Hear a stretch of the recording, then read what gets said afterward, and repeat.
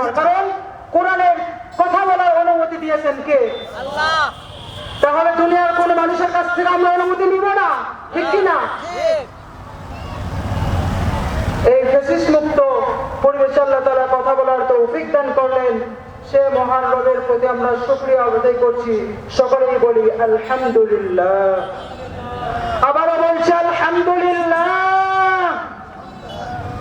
সকলেই বলি লা ইলাহা ইল্লাল্লাহু ওয়াহদাহু লা শারীকা লাহু লাহুল মুলকু ওয়া লাহুল হামদু ইউহয়ী ওয়া ইউমীত ওয়া হুয়া আলা কুল্লি শাইইন কাদির।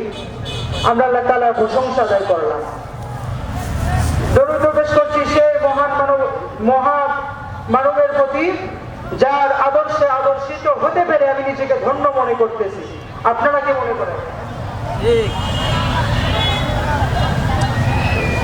আমরা গত 15 বছরে অনেক মানবতার ফেরিওয়ালা দেখি নাই? যে মানবতার ফেরিওয়ালা, যে নেতা 5 আগস্টের পর তার অনুসারীদেরকে রেখে বিদেশে পালাতে বাধ্য হয়েছে, সে কোনোদিন নেতা হতে পারে না, পারে না, পারে না। কথা বলেন ঠিক কিনা? নেতা তো তিনি ছিলেন যিনি জান্নাতে যাওয়ার পরে এই গুনাহগার উম্মতের কথা চিন্তা করে আবার দুনিয়াতে ফিরে এসেছে। আমরা সেই নেতাকে মানি। কথা বলেন ঠিক কিনা? সেই রাসূলের প্রতি আমরা দরুদ ও সালাম পেশ করছি। সকলেই বলি সাল্লাল্লাহু আলাইহি ওয়াসাল্লাম। আমি আলোচনার সূচনায় আনুষ্ঠানিকতার মধ্য দিয়ে আমার পক্ষ থেকে দিল খোলা সালাম, আসসালামু আলাইকুম ওয়া রাহমাতুল্লাহি তাআলা ওয়া বারাকাতুহু। আপনারা সকলে কেমন আছেন? আলহামদুলিল্লাহ, আমি খুব ভালো আছি।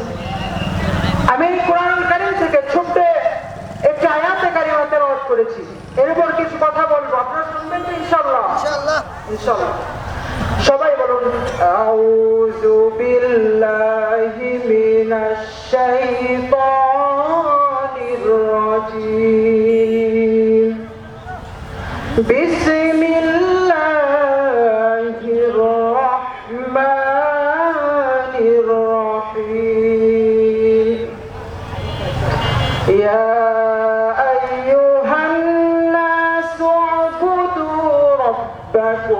الذي خلقكم والذين من قبلكم لعلكم تتقون। জোরে বলুন আল্লাহু আকবার।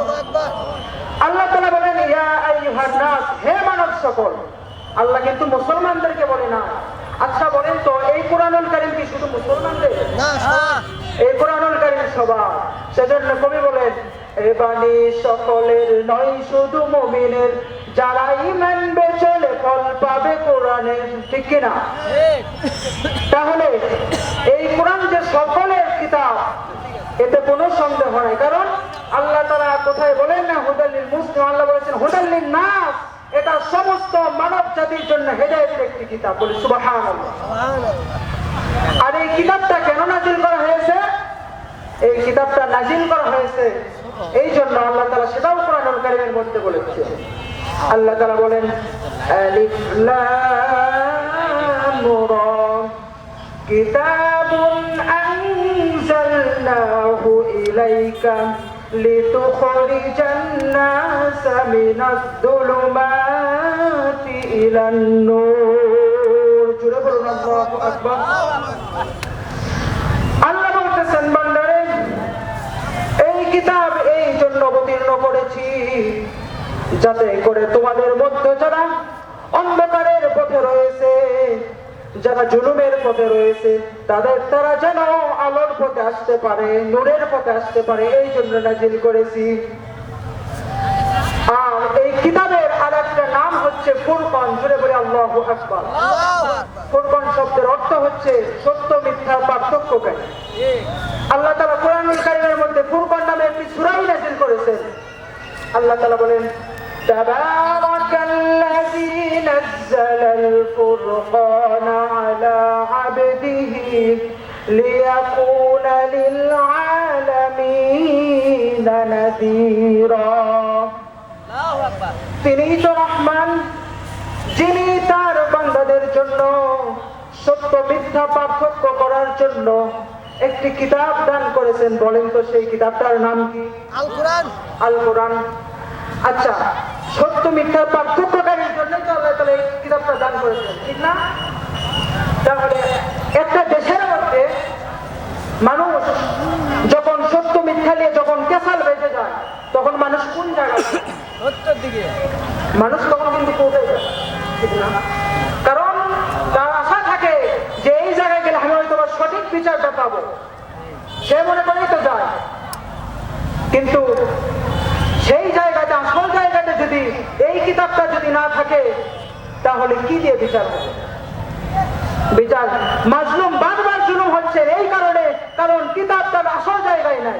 আল্লাহ তাআলা কিতাব তো মসজিদে, কোরআন তো মসজিদে থাকার জন্য নাযিল করে নাই, আল্লাহ নাযিল করেছেন এই কোরআনকে পুরো রাষ্ট্র চলার জন্য। কথা বলেন ঠিক কিনা? আগামীতে আমাদের দেশ এই কোরআন দিয়ে চলুক, আপনারা কি চান? ইনশাআল্লাহ। আপনারা কি চান? কারা কারা চান? দু হাত উঁচু করে আমার আল্লাহকে দেখান। আল্লাহু আকবার। আল্লাহু আকবার। আল্লাহ সকলের হাতকে কবুল করুন, সকলে বলি আমিন। আমিন। কিন্তু শর্ত হলো আসল দল করতে হবে। দল হচ্ছে দুইটা। বলেন দল কয়টা? একটা হচ্ছে হিজবুল্লাহ এবং হিজবুশ শাইতান। একটা হচ্ছে শয়তানের দল আর একটা হচ্ছে আল্লাহর দল। আপনারা কোন দল করতে চান? আল্লাহর দল তো সেই দল যে দলের স্লোগান হচ্ছে নারে তাকবীর আল্লাহু আকবার। কিন্তু আমরা গত 15 বছরে দেখেছি এই দলের স্লোগানকে তারা জঙ্গিদের স্লোগান বলেছে। কথা বলেন ঠিক কিনা?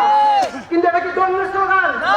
এটা হচ্ছে আল কোরআনের স্লোগান, আল্লাহর স্লোগান, রাসূলের স্লোগান, সমস্ত সাহাবীর স্লোগান। কথা বলেন ঠিক কিনা? মক্কার জমিনে যখন গোপনে আযান চলতেছে, গোপনে নারে তাকবীর আল্লাহু আকবারের স্লোগান দেওয়ার মতো কোনো মানুষ নাই, তখন হযরত ওমর রাদিয়াল্লাহু তাআলা ইসলাম গ্রহণ করলেন। ইসলাম গ্রহণ করে রাসূলকে বলতেছেন, ইয়া রাসূলুল্লাহ, আপনি যে কোরআনের কথা বলতেছেন, আপনি যে আল্লাহর কথা বলতেছেন, এটা কি সত্য? রাসূল বলতেছেন, নিঃসন্দেহে এটাই সত্য।